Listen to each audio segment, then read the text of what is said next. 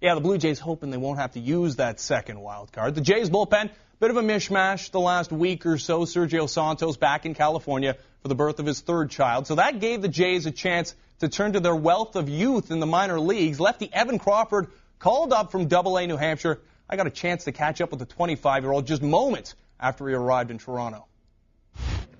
With Blue Jays lefty Evan Crawford, Evan, I mean, it's such a whirlwind for you. I mean, you haven't gotten into a game yet, but tell me what your day has been like today.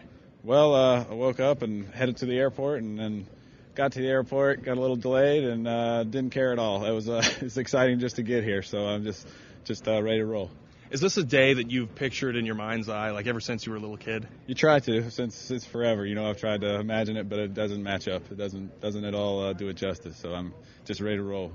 In Double-A, you got Sal Fasano there. He's been in the major leagues, of course, and you got guys that have been up in the majors quite a bit. Is there any advice they gave you as far as coming up your first day in the bigs? He said just be yourself. Just continue what you're doing. Just compete. And I've had Sal for 3 years now, so we're like buddies. So, you know, it's great to give him a big old bear hug and, you know, get some words of wisdom from him. What are you looking forward most to about the big leagues? Is it maybe the buffets, better food, no more bus travel? Those things sound nice, but just the competition. Just it gets better and better, and that's what's fun about baseball. And so I'm just ready to be here and compete. When you look around at Rogers Center here, obviously nobody in it yet. We're pregame here, but obviously a different capacity than what you're used to at New Hampshire. Is that something you thought about as well, having 50,000 screaming fans maybe if you make it a little bit longer into the season for the Blue Jays? Yeah, this is the first time I walked out here actually when I came to talk to you. So it's now that I looked around after you said that, it's definitely different in New Hampshire, but I'm excited about it, man. What about what you can do as a lefty? I hear you got like a different delivery. Maybe you can just give the fans a sense of what kind of a pitcher you are. Funky, I guess, is what a lot of people like to say. Funky delivery, but no, just attack, guys. That's my go-to. Just try to attack and throw strikes. I mean, talking to you, you had a smile on your face ever since you came up those steps out of the dugout. I mean, is that just your personality, or are you a guy that the fans seem to gravitate towards? I don't know about that, but like to have fun, that's for sure. But I don't. If I was a mope, I think I'd be smiling right now. So, Evan, congratulations. Thanks a lot, buddy. I appreciate it. Thank you. Yeah, Crawford had reason to smile after making his debut on Sunday against the Orioles. The herky-jerky lefty pitching a scoreless inning, allowing just one hit. Struck out one as well.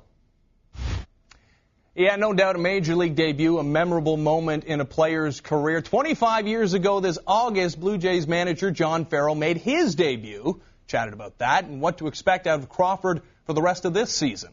I think any player who makes his major league debut, the first day is a memorable one.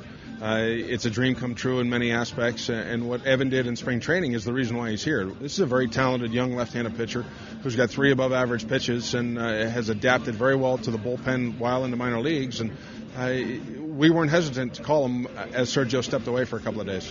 Yeah, it's kind of a weird circumstance, obviously, with Sergio being down paternity leave, and good for him. That's great news for him and his family. But Evan gets called up, might just be for one game. But is this a valuable experience for him to come up and just see what the big bright lights are about and what the majors are about, even if it is just one day? Well, time will tell, how long this will go, but he's a very capable and deserving prospect. He's going to be a major league pitcher for quite some time.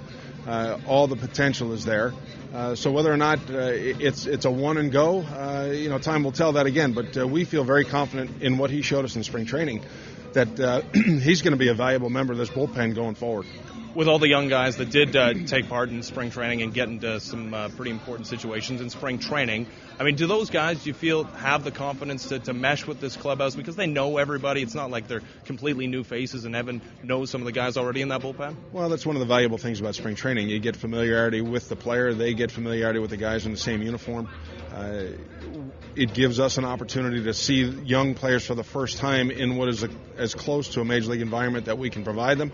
And to their credit, whether it's been Evan, whether it's been Hutchison, whether it's been Jenkins, there's a pretty long list. They've all handled themselves exceptionally well, and we've got a growing pool of players in which to choose from. John, Evan, he's had a smile on his face pretty much all day. He came out here to talk to the media, and he talked about the fact that he hasn't slept, didn't sleep at all last night. Do you remember your first day in the major leagues and how anxious or excited you were? Oh, if there aren't any nerves or adrenaline flowing, then something's probably wrong.